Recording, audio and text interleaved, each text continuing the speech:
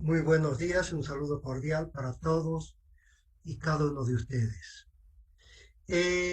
Vamos a iniciar esta clase justamente iniciando la primera unidad del programa, que en este comentado anteriormente corresponde al tema de obstetricia forense. Entonces, vamos a empezar viendo el tema de obstetricia forense.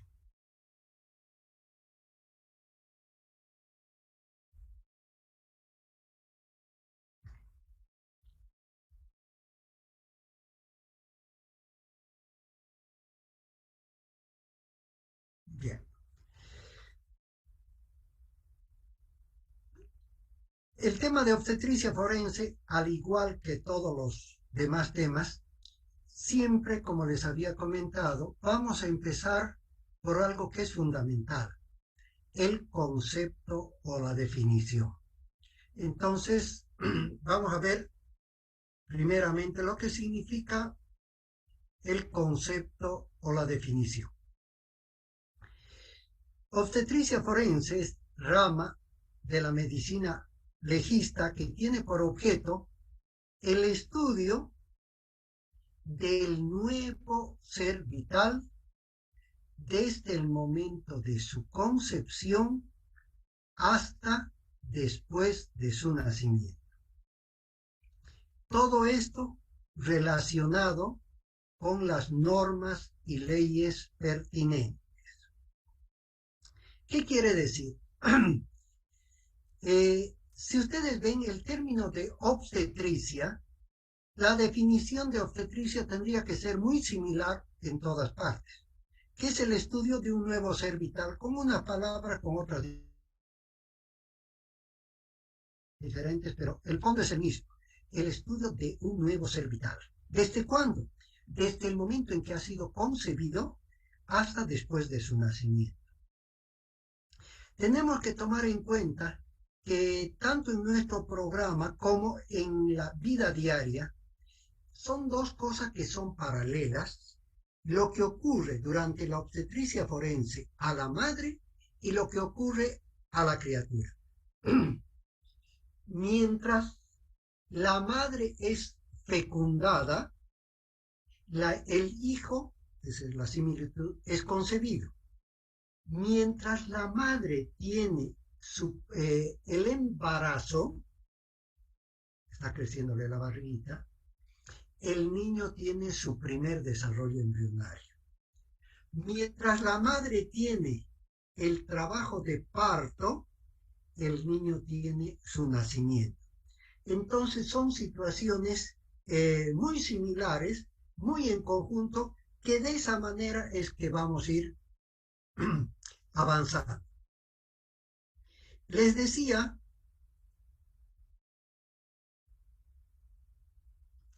como tenemos nosotros ese apellido forense, todo lo que veamos, tanto de los títulos, subtítulos o aquellos aspectos que sean muy importantes, vamos a ir relacionando de manera específica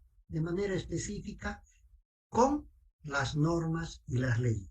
Por eso que todos nuestros temas van a tener ese apellido de forense.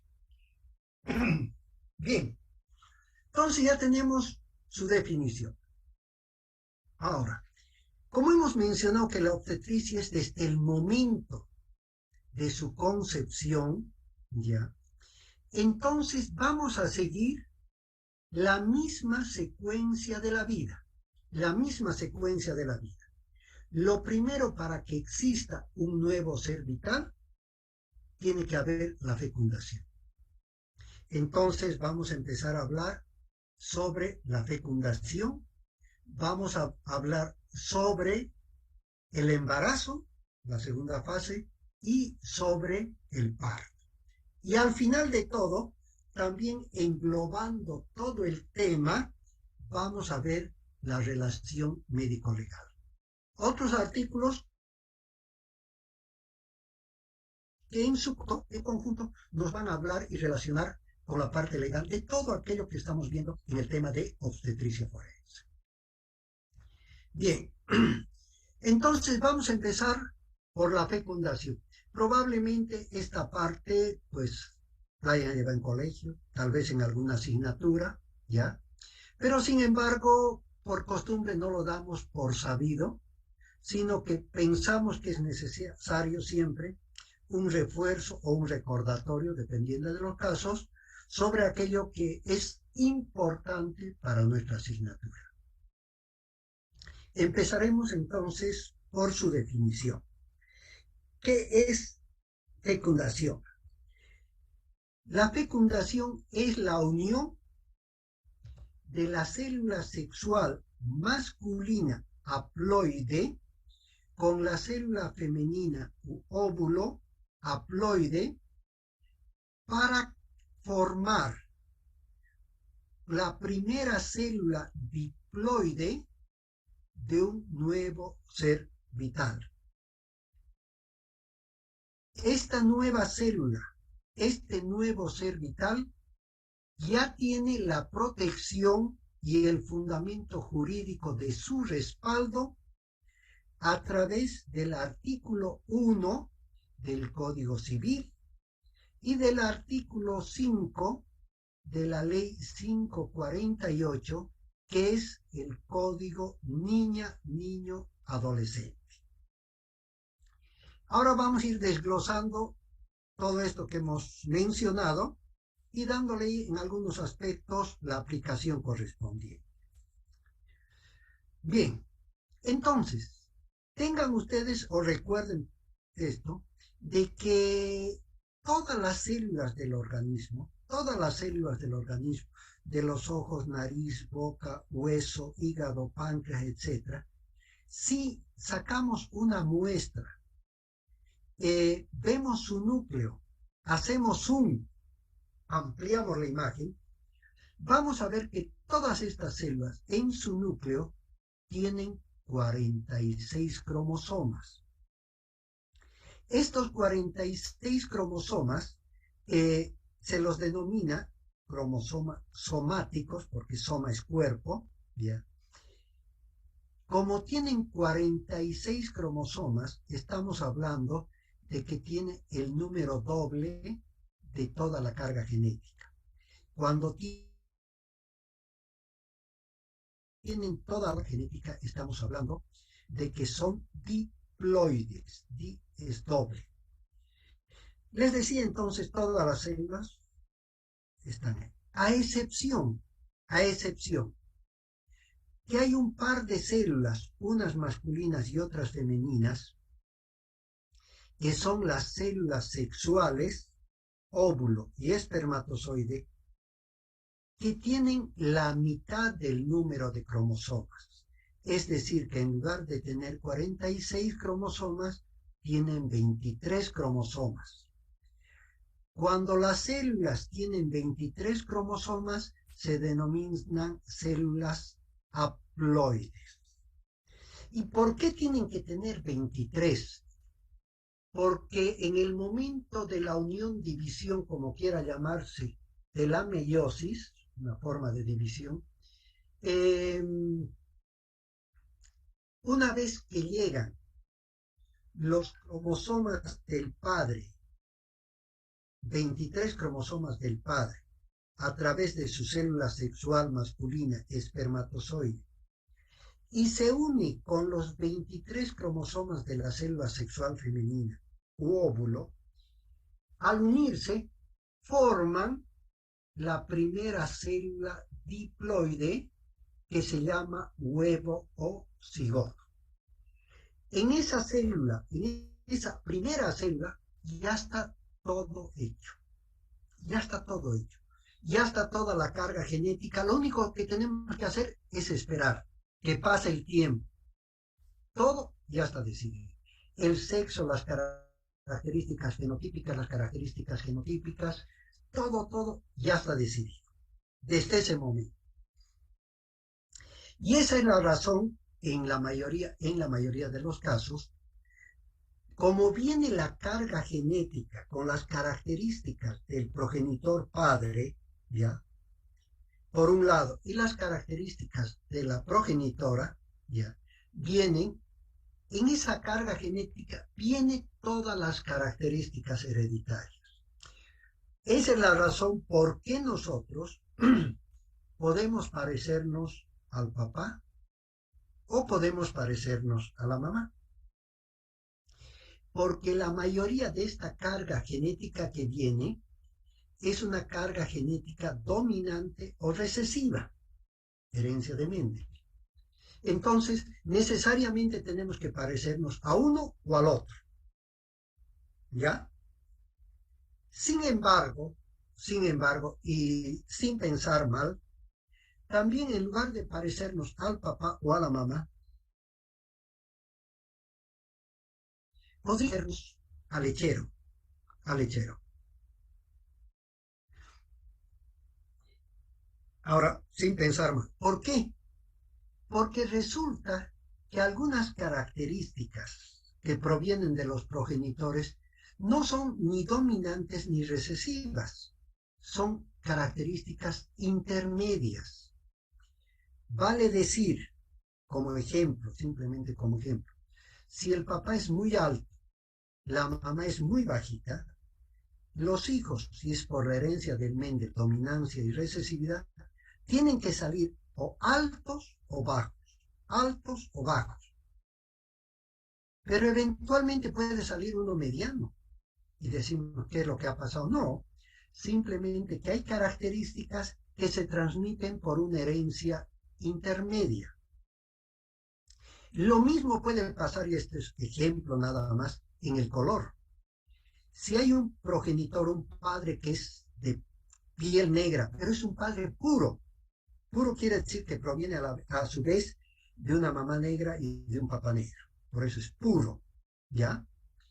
Se une con una mamá blanca, blanca pura, que quiere decir que a su vez proviene de un papá blanco y de una mamá blanca. Se unen y ese nuevo ser que están formando, la primera generación, los hijos, todos van a salir negros, todos van a salir negros. Pero uno se pregunta, ¿y por qué todos negros? Porque es el carácter dominante de los padres, ¿ya?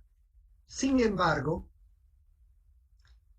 eh, eventualmente, ¿ya? Después de la primera generación, en la segunda, pueden aparecer tal vez algún blanco o aparecer un plomo. No, no hay plomo, ¿no? Pero simplemente para ejemplificar, un mulato, ni tan negro como el papá, ni tan blanca como la mamá, que es herencia intermedia. De todas formas, todas estas características van a dar origen a un nuevo ser. Ese nuevo ser, esto yo quiero que tomen en cuenta porque vamos a utilizarlo después, este nuevo ser que se forma a partir de una sola célula, nuestro ordenamiento jurídico, nuestras leyes ya lo protegen desde el principio. Ya lo protegen desde el principio. Si nos referimos al Código Civil, en su artículo 1 se refiere cuando nos habla del principio de la persona o de la personalidad. ¿Y qué nos dice? Fíjense, para no confundirse. Cuando habla del principio de la persona, nos dice que con el nacimiento, escuchen, con el nacimiento, ya, se inician todos los derechos y obligaciones que tiene la persona. Con el nacimiento, con el nacido vivo. Nace vivo y ya tiene sus derechos. Entonces, todo lo que hemos comentado anteriormente no estaría claro. Sí. ¿Por qué? Porque aparte de ese concepto que con el nacimiento adquieren sus derechos, también indica en el mismo artículo que para todo lo que le sea favorable o beneficioso, se considera como nacido aquel que está por nacer. Este trabalenguas, ¿a qué se refiere? Que cuando la criatura está en el vientre materno, no ha nacido, pero ya tiene sus derechos guardados. ya tiene sus derechos protegidos, ya los tiene, pero no puede ejercer esos derechos a no ser que nazca con vida, pero ya los tiene guardados. Prueba de eso que ustedes mismos me van a dar alguna respuesta en este caso. Vamos a suponer que hay un papá y una mamá más o menos recién casados y que la mamá está embarazada de 5 meses, por decir algo. Lastimosamente el papá fallece, ¿ya? Antes de que nazca la criatura, fallece. La pregunta, si el papá ha fallecido, ese niño que estaba dentro del vientre materno, ¿tendrá derecho a llevar el apellido del papá que se murió o no? ¿Qué dicen ustedes? Sí, doctor. Totalmente válido, sí, tiene el derecho. Pero, fíjense, ¿cuándo lo va a ejercer ese derecho? Cuando nazca con vida. Pero ya le está guardando, la ley ya lo protege. Ese niño que está ahí adentro ya tiene su apellido paterno guardado. De la misma forma, con otro, si, bueno, el mismo ejemplo, muere el papá antes de que la criatura nazca y el papá tiene herencia. Esa criatura que está dentro del vientre materno, ¿será que hereda o no hereda? ¿Qué dicen ustedes? Sí hereda también, doctor. Hereda también. Pero ¿qué es lo que necesita para tener su herencia? Nacer con vida. Por decir algo, siempre menciono nacer con vida, porque si nace y muere no tiene derecho ni al apellido ni a nada, ¿no? Nacer con vida. Pero la ley que dice ya le está protegiendo, ya le protege su vida, ya le protege su interés, ya le protege a través de lo que se llama derechos expectaticios. Se lo guarda sus derechos. ¿Por qué les reitero? Porque fíjense que la ley en Bolivia ya protege al que está dentro de la vida intrauterina. Ya protege, porque después vamos a hacer alguna comparación. Pero hay otra ley que se llama Código Niña-Niño Adolescente. Es la ley 548 del 2014. Antes era 2026, ahora es 548. En esa ley, en su artículo 5, ¿ya? Dice claramente a quiénes protege esta ley. Y dice esta ley, ¿ya? La ley niña, niño, adolescente, dice, protege a los niños y niñas, mire lo que dice, desde el momento de su concepción hasta los 12 años. Y de los 12 adelante protege, pero ya como adolescente. Con esto, ¿qué quiero fundamentar? Que también hay otra ley en Bolivia que va a proteger al embrión. Protege al embrión. Por lo tanto, posteriormente veremos, cualquier conducta contra los embriones, también tendríamos que anular esas leyes. ¿Por qué? Porque esas leyes están protegiendo antes de que nazca la criatura. Bueno, creo que hemos ido aclarando un poquito esto de la fecundación. Ahora, esta fecundación, o sea, la formación del nuevo ser vital, puede ser de muchas maneras, pero básicamente se las separa, ¿ya?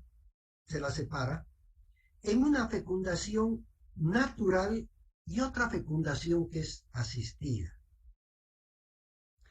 Fecundación natural y fecundación asistida. En realidad la fecundación natural no tiene ninguna connotación negativa de parte de la Iglesia, de aspectos teológicos religiosos, de parte de las leyes, de parte de las normas, de parte de la parte médica. No, no tiene observaciones mayores porque su nombre indica que es un hecho natural y fisiológico, la fecundación natural. Entonces, ¿qué será esa fecundación natural? Es la unión de la célula sexual masculina con la célula sexual femenina a través de las relaciones sexuales por genitalidad. Simplemente eso, la unión de las células óvulo-espermatozoide a través de las relaciones sexuales por genitalidad. Esa es la relación o la fecundación natural. La fecundación asistida, ya, se refiere a lo siguiente. Es lo mismo, ya, la unión de la célula sexual masculina espermatozoide con la célula sexual femenina óvulo a través de cualquier técnica, de cualquier procedimiento, ya, menos relaciones sexuales por genitalidad. Cualquier técnica, cualquier procedimiento que se utilice, ya, va a dar origen a la fecundación asistida. ¿Ya? Pero, vuelvo a reiterar, no tiene que ver nada con la parte de la genitalidad. ¿Por qué es importante separar? Porque las relaciones sexuales por genitalidad han existido siempre, siempre. Porque si no hubiera existido, pues no hubiera habido la humanidad, ¿no? Siempre ha tenido que haber las relaciones sexuales por genitalidad. En cambio, las relaciones, la fecundación asistida ha ido avanzando y llega un momento en que la tecnología dentro del sistema de la salud ha avanzado tan rápidamente que las leyes no han avanzado al mismo nivel. Por lo tanto, hay tecnologías dentro del área de la salud que están arriba y que no tienen mucho respaldo o fundamento jurídico. Máximo tendrán fundamento ético, etcétera, pero jurídico no, porque no ha habido oportunidad en todos los países de que se junten, su parlamento apruebe una nueva ley sobre el particular. ¿Ya? Esto se conoce como vacíos legales, algo que falta. Y en algún momento ustedes van a tropezar con estos vacíos legales. ¿Ya? Pero lo interesante acá es hacer el comentario sobre ese avance tecnológico, en qué circunstancias nos pone como seres humanos por un lado y como profesionales en el área de la salud. Lo que antes era imposible pensar, pensar, ahora resulta que había sido una realidad. Por ejemplo, pónganse en un contexto de hace, qué sé yo, 100 años, 200 años, ¿ya? Que una pareja de recién casados, ¿ya? El marido por diferentes circunstancias viaja para hacer una especialidad en medicina legista a Europa, por decir algo. La mujer se queda y el marido allá estudie y estudie. Pero resulta que de alguna manera tienen ganas de tener un hijo, no digo de acceso carnal, sino de tener un hijo. Pues no es ningún problema. Pueden tener el hijo, no es necesario que el marido venga. Y estoy pensando bien, ¿no? No vaya a ser que se piense mal y puedan tener. Pensando bien, ¿ya? No es necesario que el marido venga, ni que, ¿ya?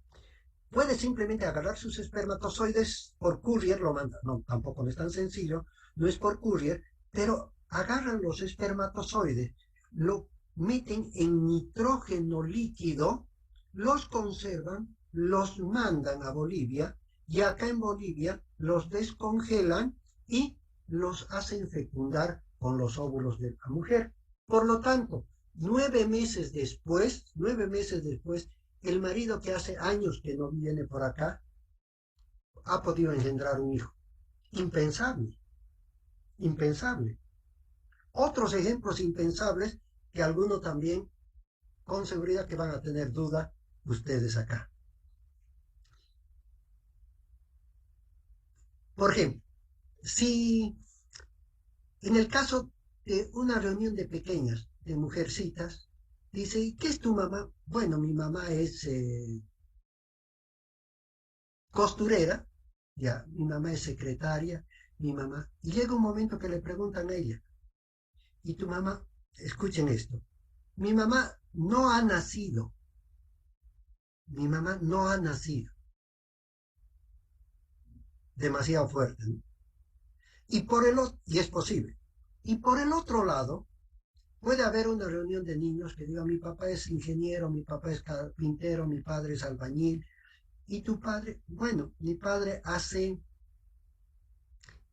el niño tiene 5 años, hace más de 10 años que ha muerto mi padre. Impensable, pues si ustedes se dan cuenta, analicen.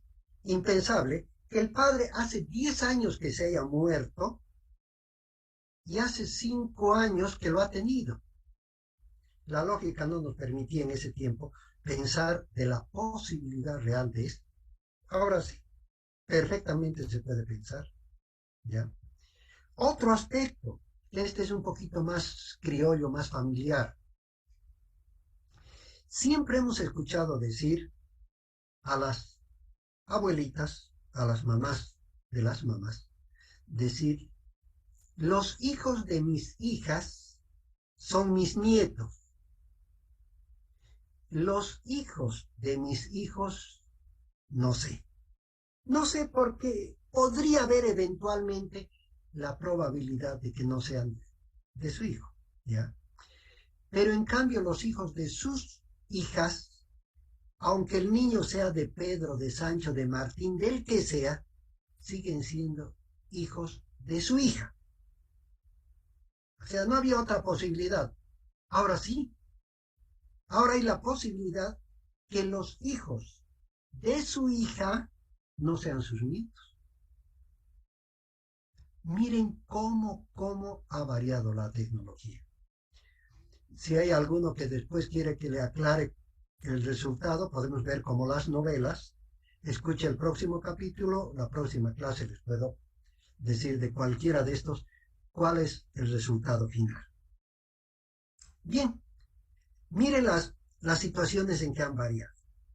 Entonces tenemos nosotros en la fecundación asistida, aquella que ha cambiado tanto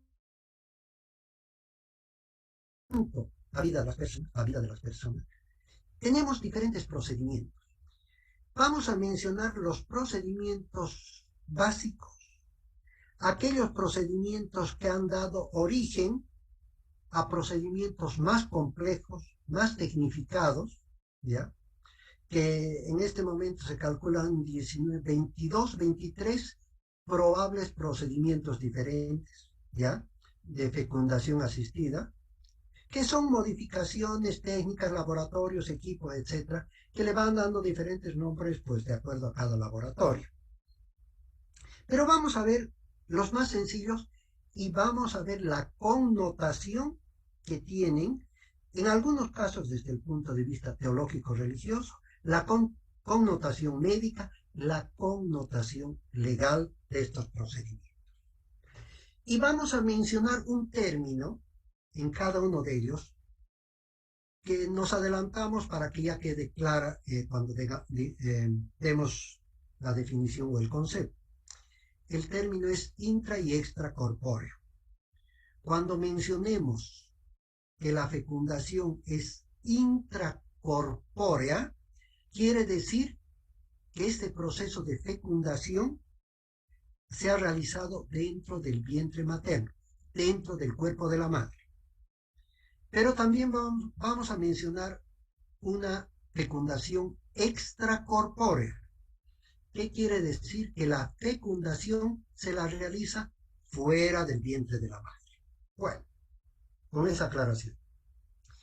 Inseminación artificial es la formación del nuevo ser vital, ¿ya? De manera intracorpórea, y consiste en la introducción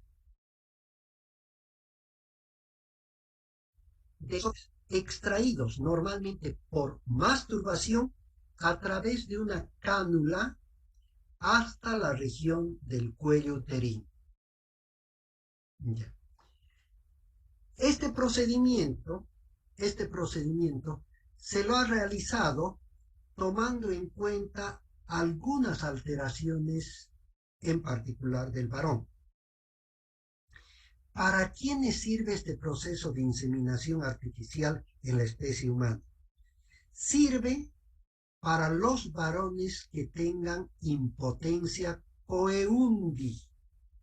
Este término de impotencia coeundi es un término que está en el Código de las Familias y Procesos Familiares, lo que antes se llamaba Código de Familia.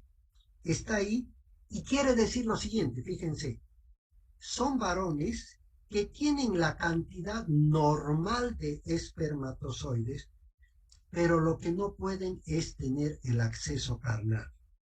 No pueden tener relaciones sexuales porque por probablemente una fimosis, parafimosis graves, problemas de impotencia muy graves, problemas de ablación o de accidentes con la amputación del pene.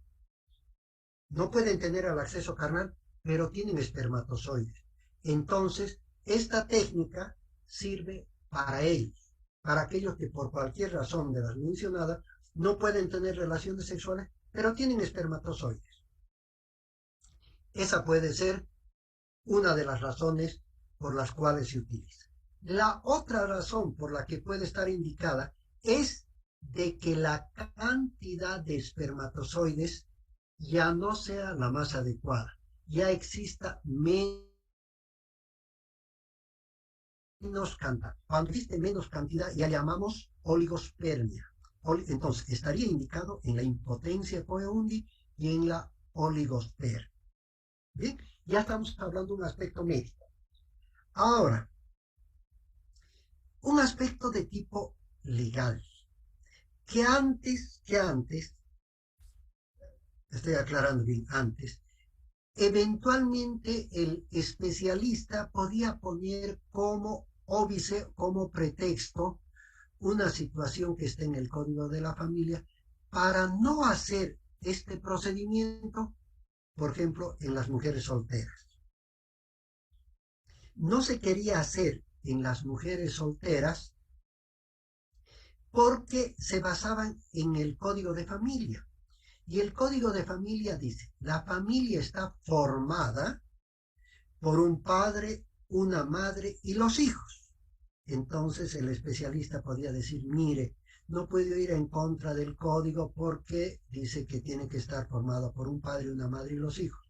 Si yo doy curso a su solicitud, estaría ayudando a formar una familia incompleta. ¿Y por qué incompleta? Porque su familia estaría formada por la mamá y los hijos, sin papá.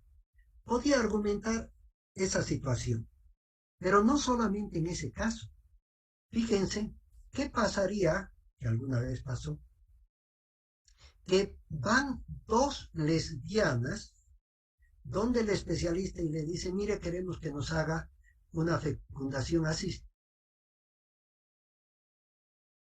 inicial, puede ser a las dos, o puede ser a una de las dos, la que usted vea que orgánica y funcionalmente sea más factible hacer este proceso. Y el médico, perdón, el especialista también antiguamente podía objetar indicando de que no podía hacer en las lesbianas porque estaría ayudando a formar una familia, ya no digamos incompleta, pero una familia irregular.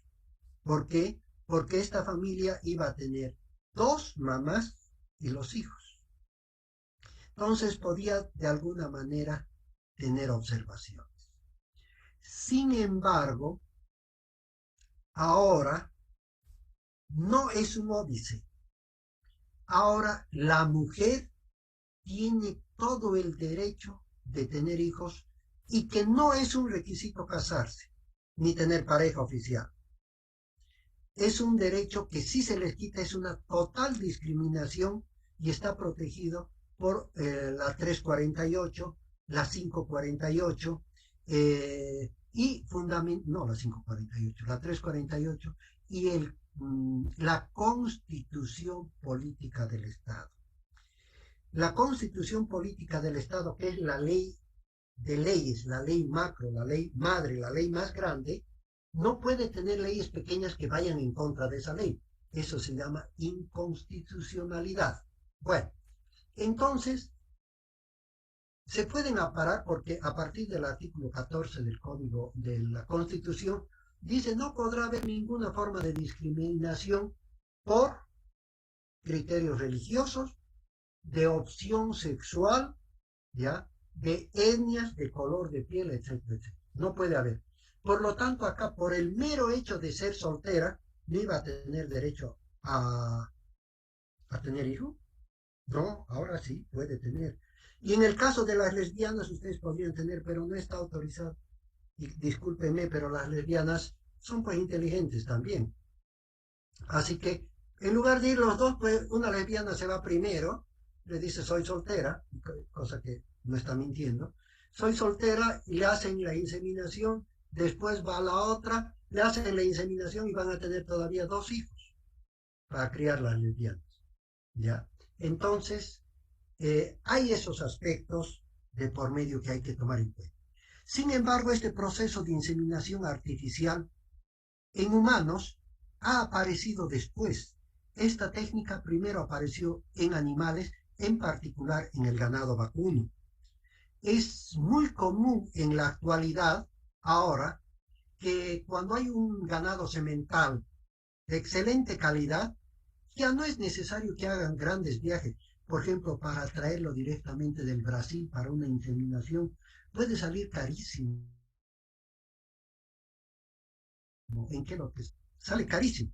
Ahora, ¿qué hacen? Traen una pajuela, pajuela se llama, es un tubo de ensayo pequeñito y muy delgadito, donde están conservados los espermatozoides de este semental, y que acá ya en el ganado, en las vacas, que estén en ese momento con el estro, con la fertilidad, van a ir colocándole ya este procedimiento.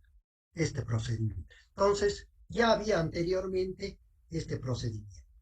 Les decía, puede servir de base, y esto es importante que lo conozcan, porque dentro de este procedimiento de inseminación artificial, no solamente consiste en llegar con los espermatozoides, que se aumenta un poquito de suero fisiológico o agua destilada, para que lleguen a empapar el cuello del útero, pero no adentro, no adentro.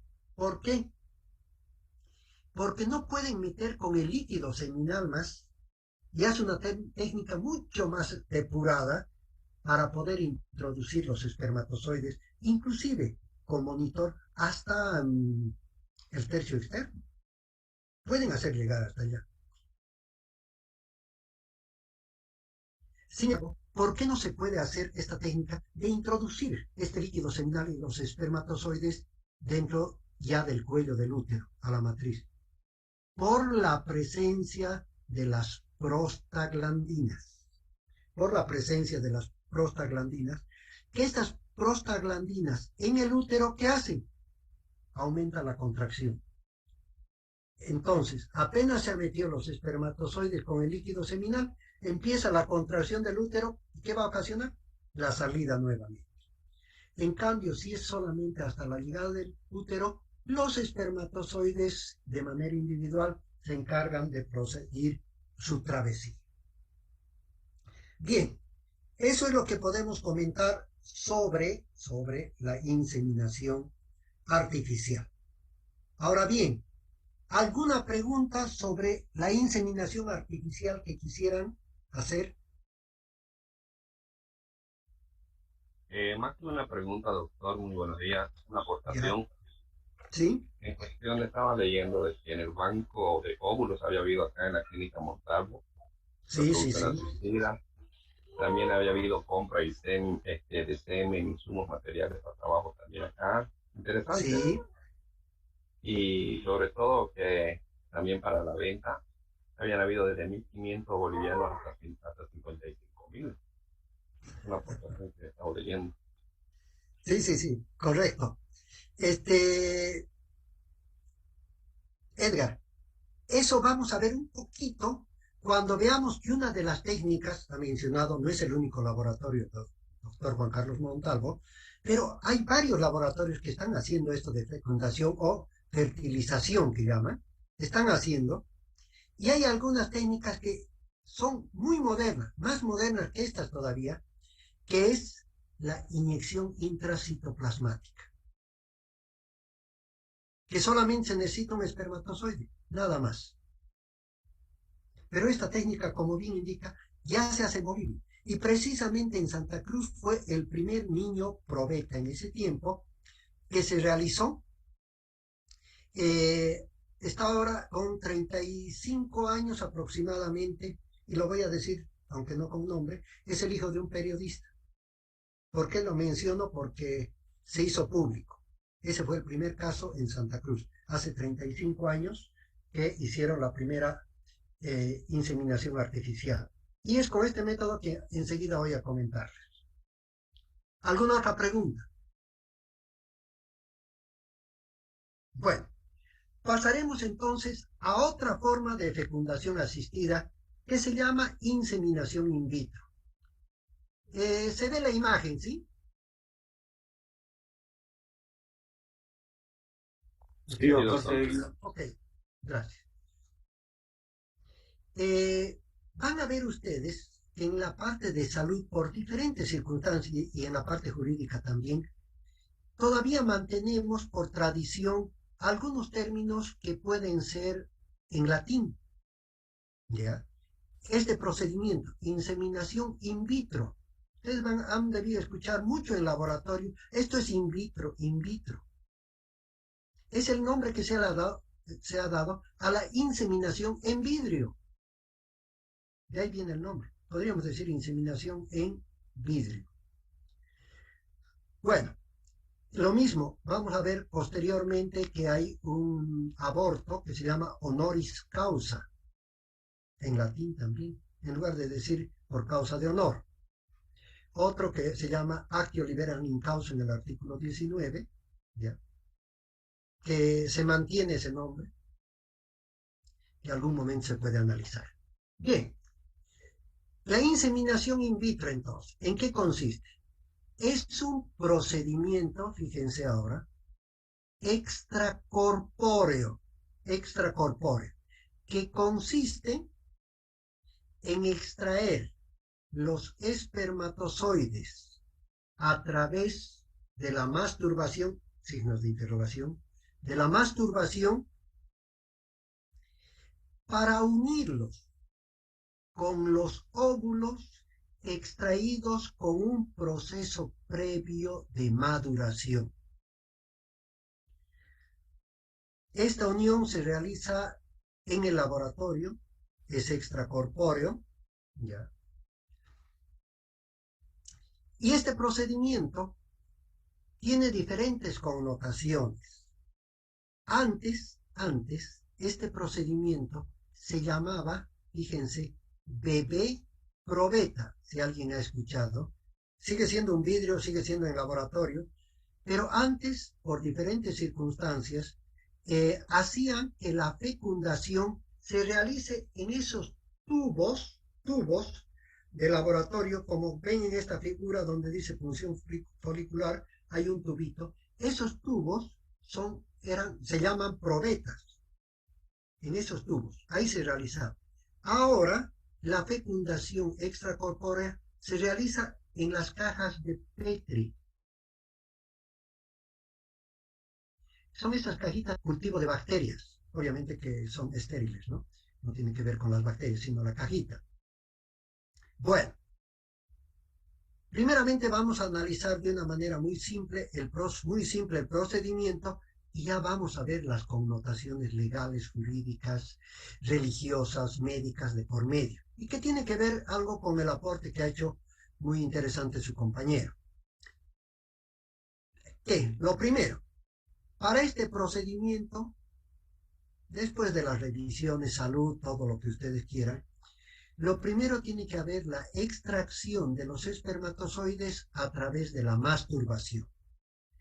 Este proceso de la masturbación ya podría tener, lo que les decía, unos signos de interrogación dentro del aspecto teológico religioso. Hay algunas religiones que la masturbación todavía está en observación. No están muy de acuerdo, no importa cuál es el fin de la masturbación. Para algunas creencias dice, la única masturbación que se acepta como religión es la inconsciente, esa que nosotros como dentro del área de la salud podemos llamar poluciones nocturnas. Pero todo lo que es consciente ya tendría su punto de observación, para empezar. Segundo, ustedes saben que normalmente el óvulo, no digo empieza, sino termina de madurar, ¿ya? En aproximadamente 28 días, un óvulo, ¿ya? Ahora, como hablamos de manera aleatoria, por un lado, y segundo, ¿ya? Hablamos de probabilidades. Si agarramos ese óvulo, lo extraemos por aspiración, lo colocamos en la cajita Petri, va a fecundar. Tenemos entonces un huevo cigoto ya fecundado y lo introducimos en el... ¿Cuánto es la probabilidad que existe de éxito? Menos del 10%. Menos del 10%. Por lo tanto, es muy probable que este procedimiento se salga, fracase, y ese salirse vaya acompañado de los 15,000 o 20,000 dólares. Entonces, no es nada conveniente. ¿Qué es lo que se hace previamente? Ustedes ya saben que la mujer tiene óvulos desde que ha nacido, ¿ya? Ovocitos primarios, etc. Entonces, los óvulos que están en los folículos de Degrad, como hormonas, los hacen madurar rápidamente y al mismo tiempo. De tal manera que en lugar de que haya uno que haya madurado en 28 días, va a haber, por mencionar, unos 8 óvulos que han madurado. Estos 8 óvulos madurados se los coloca en la cajita Petri y han fecundado. Una maravilla los 8 óvulos. ¿Bien? No se los implanta los 8 por la probabilidad de que se pierdan en algún caso. Se deja de respaldo 2 óvulos fecundados, 2 embriones en nitrógeno líquido. Se puede conservar más de 200 grados bajo cero. Nitrógeno líquido. Y se conserva. Acuérdense que estamos guardando 2 embriones. Y tenemos 6 para introducir. Si hemos mencionado que la probabilidad con un óvulo puede llegar cerca al 10%, se supone que en 6 óvulos la probabilidad mencionó, puede ser mucho más, como que es mucho más. Pero como estamos hablando de probabilidades, puede haber, fíjense, la probabilidad de que de los 6 se salgan. Es una probabilidad. Ya no es la más grande, pero es una probabilidad. Si se salen los 6, paso previo. Acuérdense que teníamos guardado 2 óvulos, ya embriones, 2 embriones. Se los vuelve a colocar y la posibilidad de que dé resultado, de que dé éxito, ya es mayor. Bien. Esa es una probabilidad. La otra, el otro extremo, vamos a ver, que ya tiene connotación jurídica y tiene connotación religiosa. La otra probabilidad es que los 6 embriones aniden. Como hablamos de probabilidades, puede haber esa probabilidad. No es la más segura ni la más frecuente, pero puede haber. Entonces, anidan los 6. ¡Qué maravilla! ¡Qué éxito para el laboratorio! Decir, mire, qué bien trabajamos nosotros. Hemos introducido 6 y los 6 han prendido. No, no es cuestión de laboratorio, ¿ya? Es la probabilidad con que se trabaja, pero hay esa probabilidad. Entonces, los 6. Ahora escúchenme el término.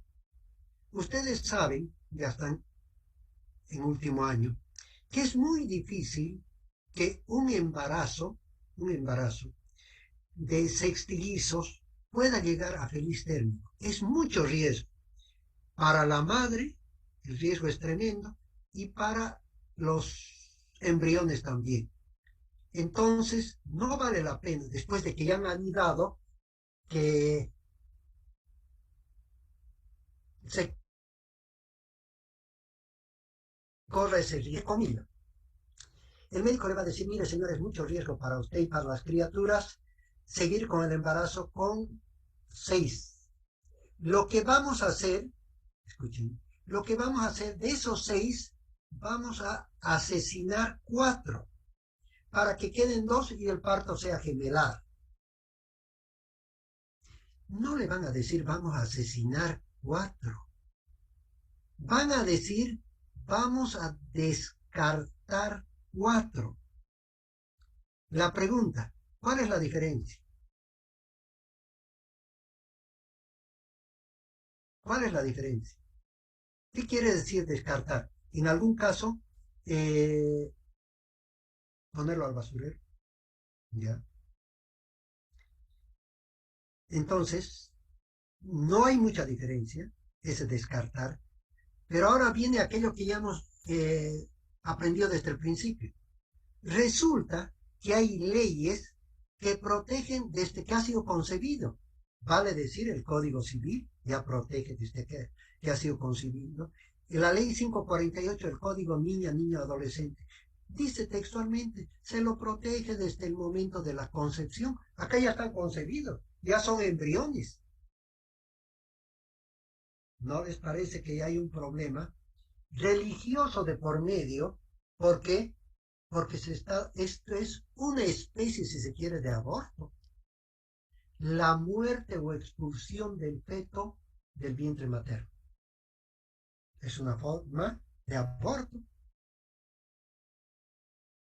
Miren que hay que tener esa connotación legal con otras normas. No directamente el 263 que es aborto, sino que hay otras normas más que protegen. Bueno, toda la parte inicial de este proceso de inseminación in vitro. Ahora, este proceso puede llevarse a cabo de 2 formas, se las denomina diferentes, porque los espermatozoides que se utilizan pueden ser del marido o pareja estable, por un lado, o puede ser de un donante anónimo o un donante conocido, por otro lado. Entonces tenemos 2 formas diferentes de conseguir los espermatozoides. Uno que es del marido o pareja estable. El término de pareja estable es lo que antes llamábamos en Bolivia el concubinato. Ahora son uniones civiles, se juntan la pareja, viven como pareja, no se casan, pero se considera unión civil. Bueno, por un lado. Y por el otro lado, los espermatozoides que son de un donante a través de un banco, lo que decía, puede ser de un banco o puede ser un donante conocido, pero donante, que no es su marido o pareja estable. En el primer caso, cuando los espermatozoides son del marido o pareja estable, ¿ya? No tiene mayor connotación legal, no tiene mayor connotación religiosa. ¿Por qué? Porque son del núcleo familiar los espermatozoides, ¿ya? No tiene mayor connotación médica, nada. Se hace el procedimiento, lo único que hay que esperar del resultado, pero se hace ese procedimiento. ¿En quiénes está indicado este procedimiento? Parecidos a los anteriores. En una impotencia coeundi, que es la misma, y el otro es una oligospermia marcada. ¿Qué quiere decir? Que acá no es que falta unos pocos espermatozoides.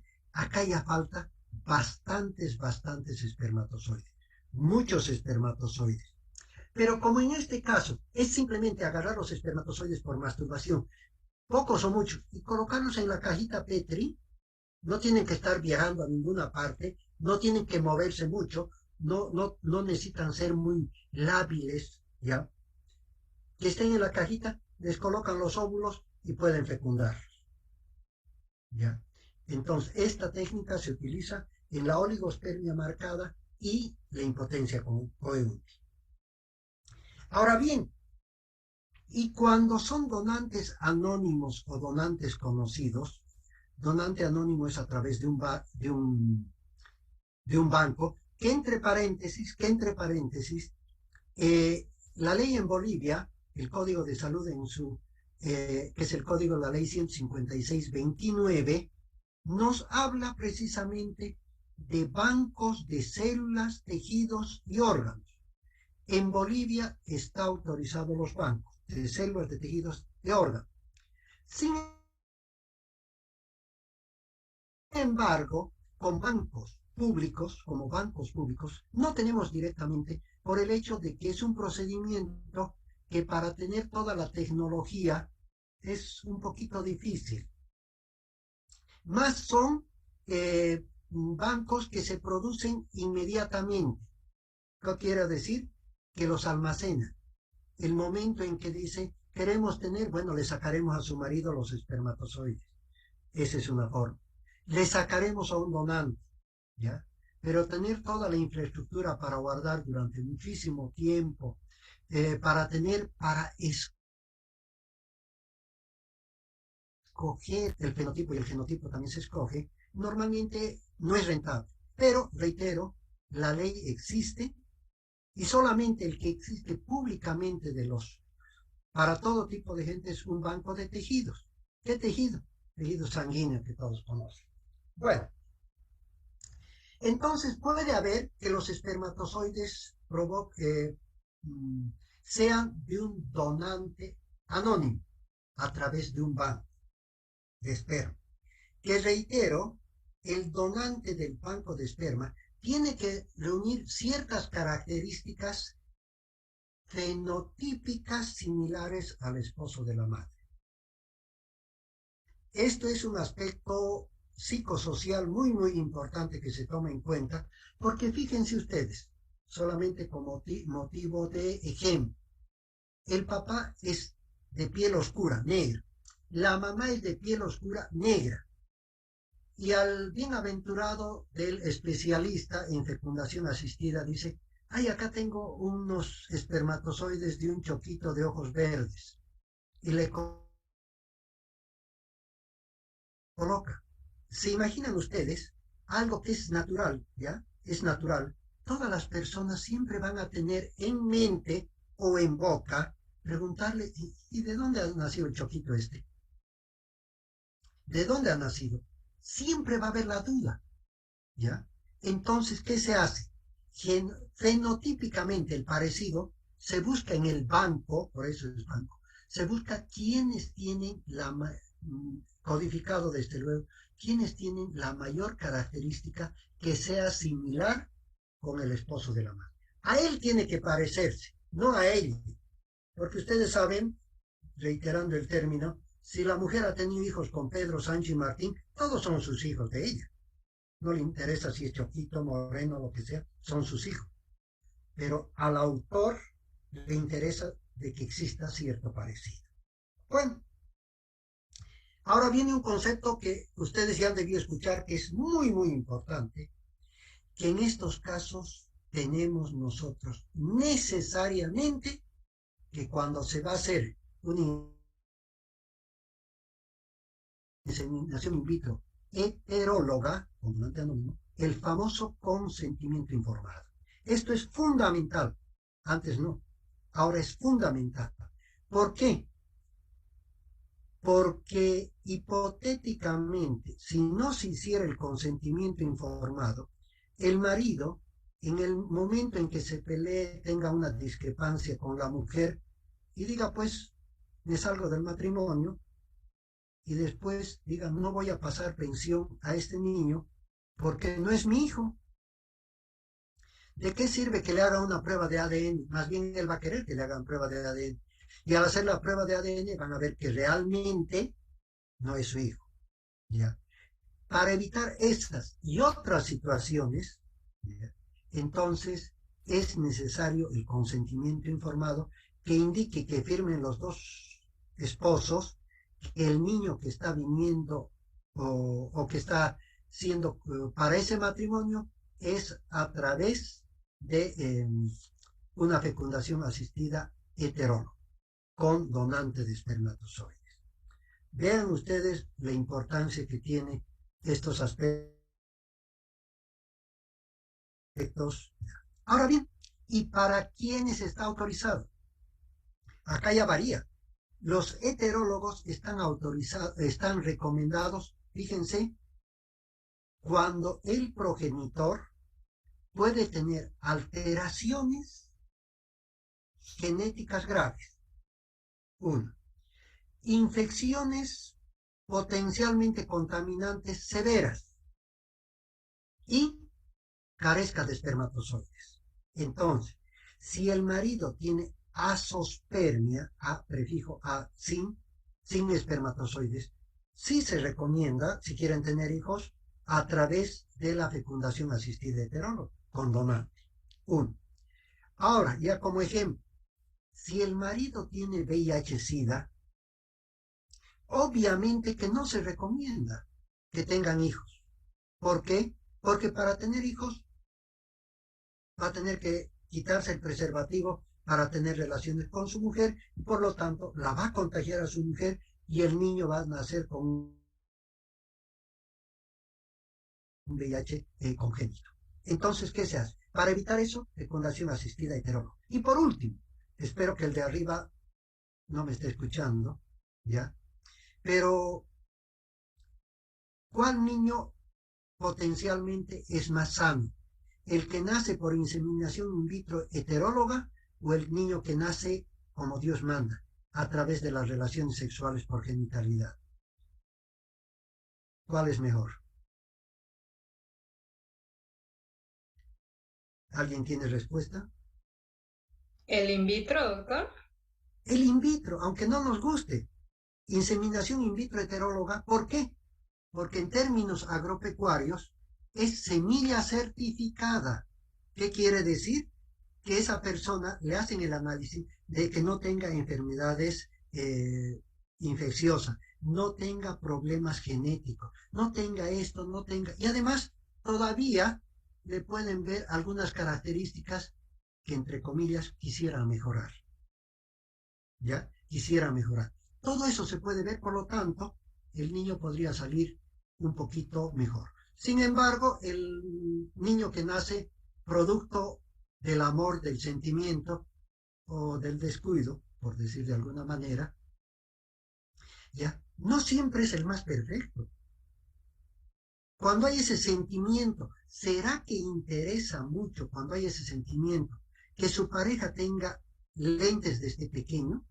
¿Que su pareja tenga miopía? No, así lo quiere, con miopía. Es más, todavía dice, sí, tiene unos lentes como fondo de botella, pero qué bien que le queda, ¿no? Siempre busca compensaciones. Lo mismo el diabético. Cuando se pregunta para casarse, ¿tu familia o vos eres diabético? Sí, va a disculpar, ¿no mi caso? No, igual, lo quiere y todavía le busca compensación. Sí es diabético, pero por nada más es de dulce, le van buscando compensación. Bueno, entonces está indicado en estos casos. Y por último, esto ya es corto, si queremos es corto, si no, podemos hacerlo largo. Inseminación por inyección intracitoplasmática. Esto es lo que les comentaba, es la base, pero es lo último.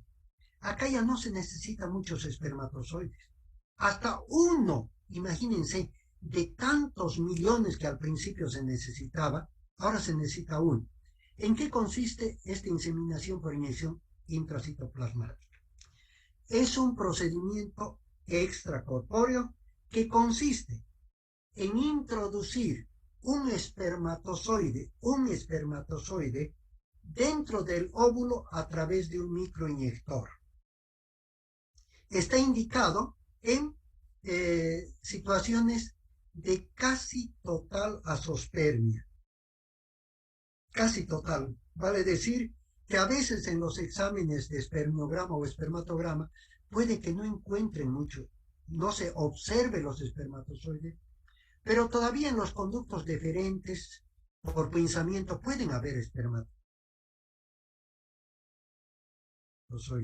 Basta uno de ellos y es como una jeringa, lógicamente con líquidos nutricionales y todo lo que quiera, pero como se hace a través de la microscopía, porque imagínense un espermatozoide y un óvulo, no va a ser simplemente en un centro de colocación de inyectables, entonces tiene que haber un microinyector que se introduce normalmente por la zona pelúcida.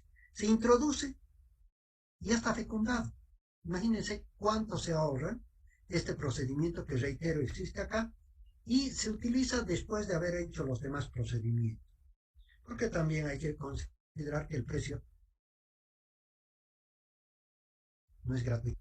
Eso es lo que podemos hablar sobre fecundación. ¿Hay algún comentario? ¿Algo no ha estado claro?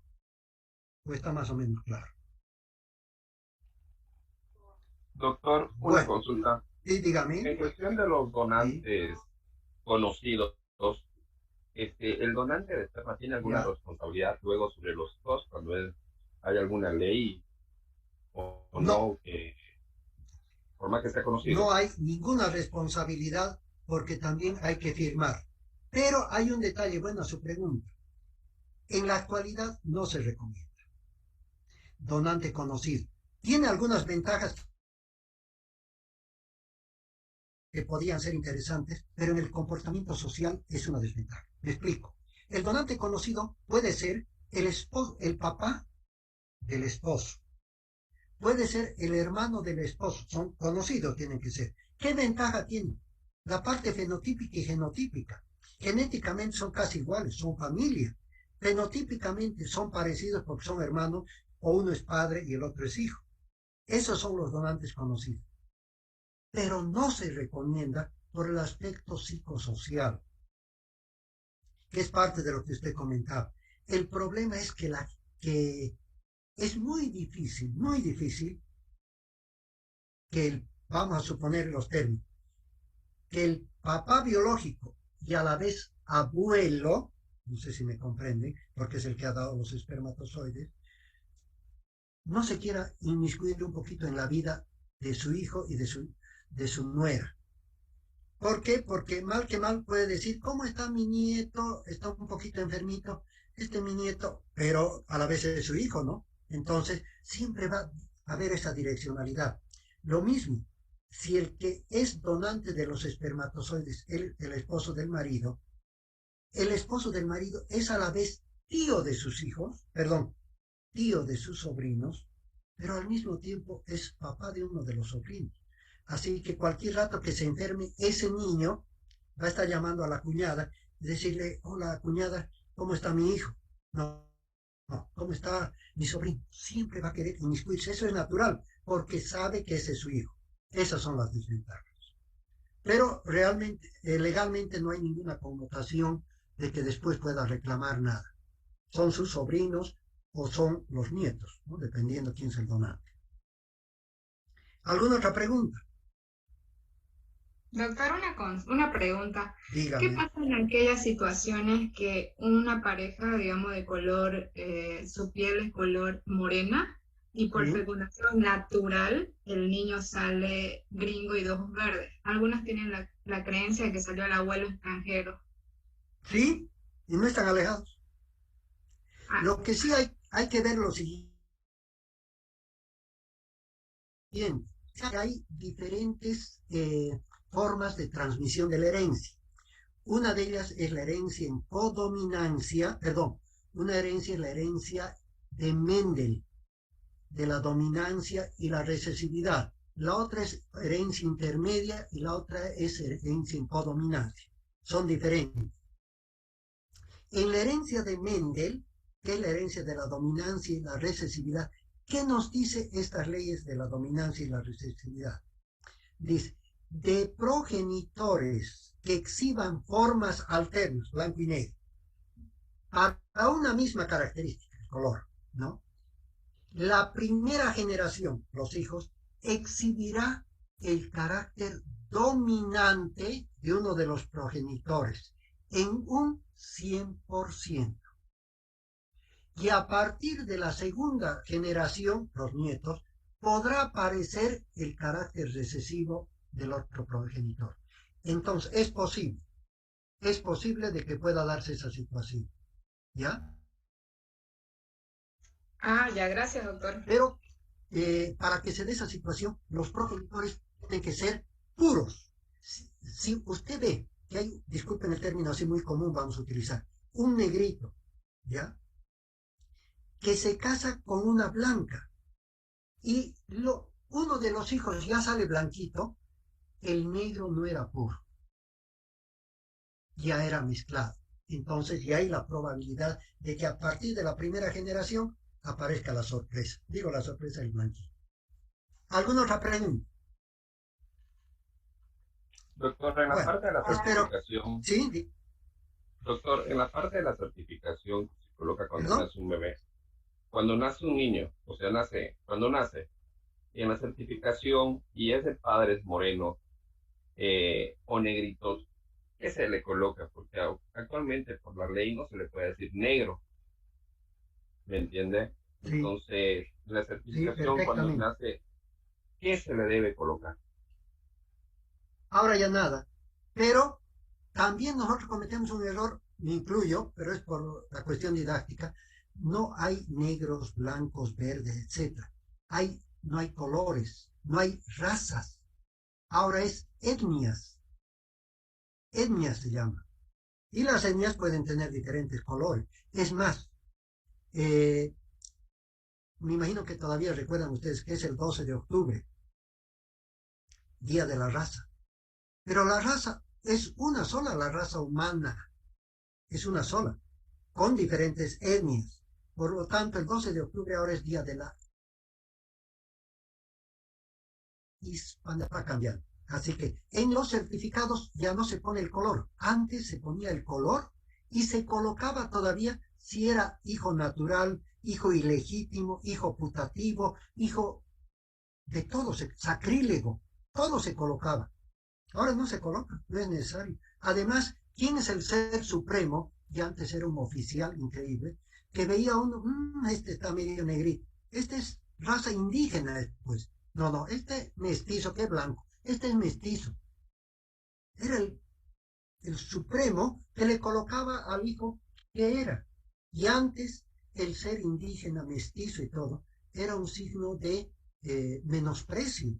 Por eso que ahora en los certificados ya no dice, supuestamente tenemos en Bolivia 36 nacionalidades diferentes.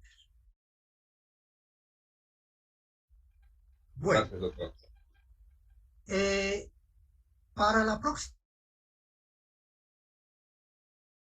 clase, ya, ustedes ya saben qué nos va a tocar. Hemos acabado fecundación. La próxima clase nos toca embarazo, con duración, aspectos médicos, aspectos legales, todo. Nos toca el parto natural, parto quirúrgico y nos toca la relación médico-legal. Eso es para la próxima clase. ¿Está bien? Bueno, si no hubiera más, cuídense mucho y hasta la próxima. Suerte, que les vaya bien. Hasta Hasta luego, luego, doctor. doctor. Que les vaya bien, suerte.